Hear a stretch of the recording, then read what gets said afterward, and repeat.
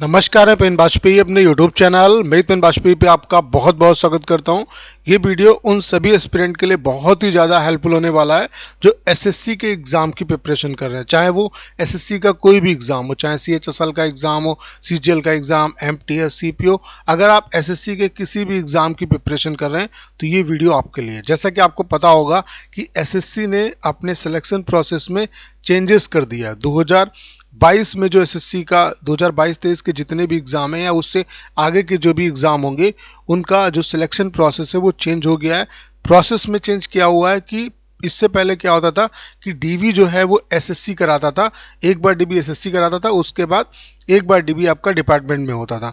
लेकिन अब 2022-23 के या इससे आगे के जो भी एग्ज़ाम होंगे उनमें एसएससी सिर्फ आपका फाइनल रिजल्ट डिक्लेयर करेगी, डीवी आपकी नहीं होगी और डीवी जो है वो डायरेक्ट आपके डिपार्टमेंट में होगी। इस एक एक्शन की वजह से, इस एक स्टेप की वजह से कितनी बड़ी आपको प्रॉब्लम हो सकती है, क्या क्या इससे प्रॉब्लम हो सकती है आपको, उसके बारे में आपको यहाँ पे बताऊंगा। उसके अलावा इसका सल्यूशन क्या है उसके बारे में यहाँ पे हम बात करेंगे।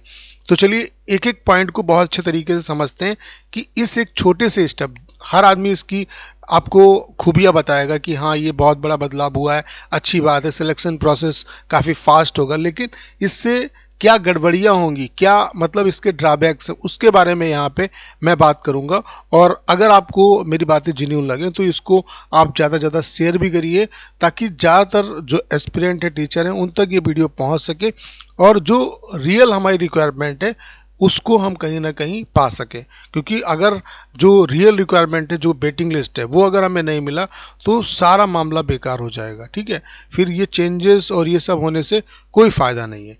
तो मैं आपको समझाता हूँ बारीकी से कि इससे क्या क्या प्रॉब्लम होगी। सबसे बड़ी प्रॉब्लम तो आपको ये होगी, जो बच्चे ओबीसी और ईडब्ल्यूएस वाले, अगर आपके पास, अब पहले क्या होता था कि डीबी आपका एक बार आपका एसएससी कराता था, तो अगर मान लेते हैं कि आपके डॉक्यूमेंट्स में, आपके नाम में या किसी भी तरीके का कोई इशू है तो आपको टाइम मिल जाता था। एसएससी बोलता था कि भाई ये चीज़ आप यूआर में कंसीडर होना चाहते हैं, ईडब्ल्यूएस वालों से भी ये पूछा जाता था।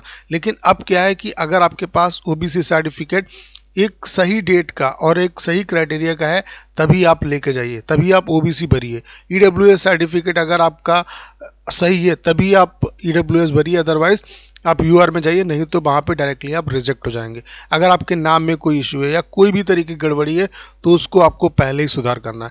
तो एक तो ये कमी आएगी, ठीक है, ये गड़बड़ी होगी आपकी। उसके अलावा यहाँ पे कम गुना बच्चों को क्वालिफाई किया जाएगा। जैसे मैं एग्जाम्पल के थ्रू आपको समझाता हूँ, जैसे कि सीएचएसएल का मान लेते हैं एग्ज़ाम है, तो सीएचएसएल में 10 गुना बच्चों को टीयर 1 क्वालिफाई कराया जाता था, उसके बाद 6 गुना बच्चे टाइपिंग देते थे, उसके बाद 2 गुना बच्चों का डीवी होता था। ऐसे अगर एमटीएस का हम एग्जाम्पल लें तो 10 गुना रिजल्ट आपका आता था, फिर टीयर 2 देते थे बच्चे वो, फिर उसके बाद 2 गुना बच्चों को डीवी के लिए बुलाया जाता था। लेकिन अब क्या है कि डीवी डिपार्टमेंट जब कराएगा तो ये जो गुना वाले बच्चे हैं ये भी बच्चे कम होंगे, और चूंकि फाइनल रिजल्ट आएगा तो जाहिर सी बात है 2 गुना बच्चों को नहीं बुलाया जाएगा। जो 6 गुना आप क्वालिफाई होते हैं बच्चे, मान लेते हैं जो 10 गुना बच्चे टीयर 2 देते हैं, तो वहीं से अब फाइनल रिजल्ट टीयर 2 के बाद फाइनल रिजल्ट आपका आएगा। तो इस गुना वाले प्रोसेस में भी आपका बच्चे कम होंगे, यानी कि कम बच्चों को अपॉर्चुनिटी मिलेगी। सबसे पहली बात तो ये। अब इससे सबसे बड़ी दिक्कत क्या आएगी यहाँ पे, जब कम मतलब बच्चों को, जब डायरेक्ट फाइनल आप रिजल्ट निकालोगे तो आपको पता है कि एसएससी की सभी वैकेंसी पैरेलल बेसिस में चल रही हैं, नई रिक्रूटमेंट भी हो रही हैं और पुरानी रिक्रूटमेंट अभी उनकी ज्वाइनिंग नहीं हो पाई है।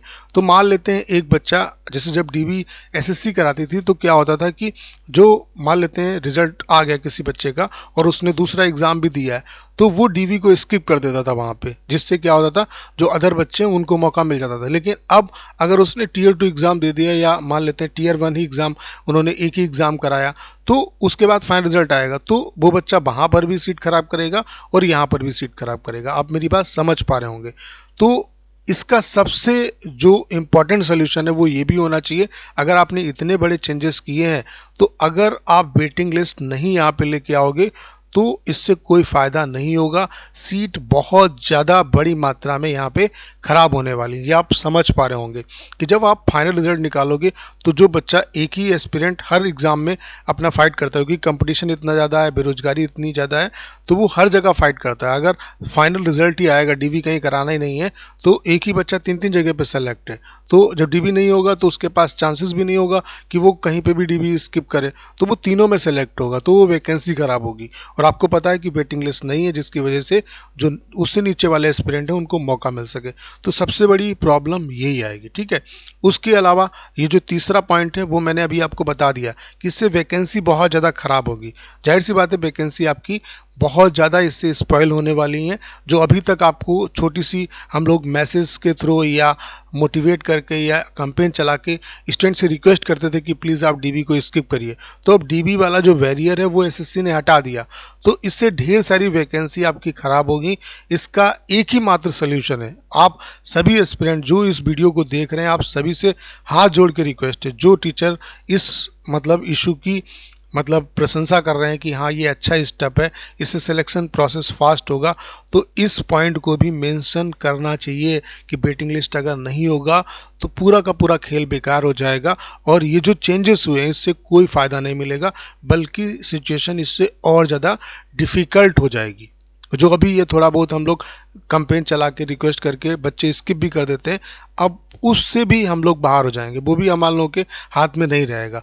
तो वेटिंग लिस्ट होना चाहिए। अगर वेटिंग लिस्ट हो जाता है तो इन सब ये जो चेंजेस आप कर रहे हैं, जो वैकेंसी मिशन मोड पे चल रहे हैं या जो भी रिक्रूटमेंट प्रोसेस जो फास्ट हो रहा है, ये सब तभी काम का है जब आप वेटिंग लिस्ट लेके आओगे। तो आप सभी से रिक्वेस्ट है कि इस वीडियो को आप ज़्यादा से ज़्यादा शेयर करिए, ताकि जो बड़े बड़े टीचर हैं उन तक ये वीडियो पहुंचे और वो इस मुद्दे को समझें। और ये चीज़ होनी चाहिए, ये सुधार होना चाहिए एसएससी में, इसकी बहुत ज़्यादा नीड है। आप लोग इस वीडियो को देखने के बाद ये समझ पा रहे होंगे कि कितनी बड़ी प्रॉब्लम हो सकती है। तो वेटिंग लिस्ट होना चाहिए। इस वीडियो को बनाने का पर्पस सिर्फ और सिर्फ इतना है ताकि अवेयरनेस आप लोगों के बीच में फैले और आप समझ सकें कि ये वेटिंग लिस्ट क्यों ज़रूरी है। मैं हमेशा से वेटिंग लिस्ट के बारे में बात करता रहा हूँ और हमेशा आपके साथ हूँ। तो करना क्या है, इस वीडियो को ज़्यादा शेयर करना है। उसके अलावा अगर आप चैनल पर नए हैं और आपने अभी तक इसे सब्सक्राइब नहीं किया है तो प्लीज़ चैनल को सब्सक्राइब करना मत भूलिएगा।